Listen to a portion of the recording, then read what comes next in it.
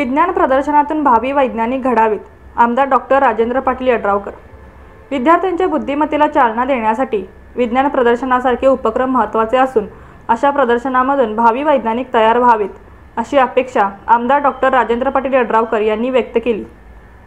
गुणवत्तापूर्ण विद्यार्थ्यांना पुढील वैज्ञानिक प्रगतीसाठी योग्य मार्गदर्शन मिळावे, तसेच विविध वैज्ञानिक संस्थांच्या भेटींचे आयोजन करण्यात यावे, यासाठी विद्यार्थ्यांच्या विकासासाठी लागेल तो निधी देण्यात येईल, अशी ही घोषणा त्यांनी यावेळी केली।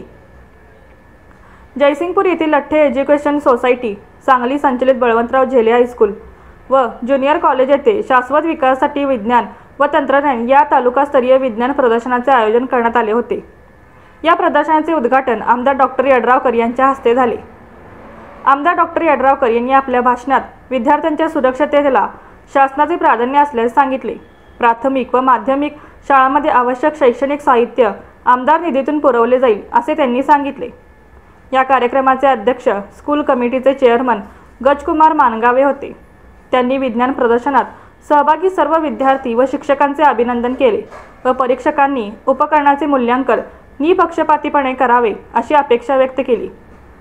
प्रशालेचे माजी विद्यार्थी आणि सध्या अमेरिकेत रडार यंत्रणेवर काम करणारे वैज्ञानिक संतोष गुरव यांनीही आपले विचार व्यक्त करत विद्यार्थ्यांना प्रेरित केले।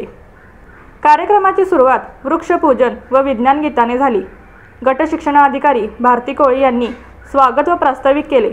यावेळी उपशिक्षणाधिकारी प्रितेश वाघ, शिक्षण विस्तार अधिकारी दीपक कामत, प्रशासन अधिकारी मेघन देसाई, परीक्षक चुडप्पा तसेच तालुक्यातील विविध शाळांमधील मुख्याध्यापक, शिक्षक व विद्यार्थी मोठ्या संख्येने उपस्थित होते।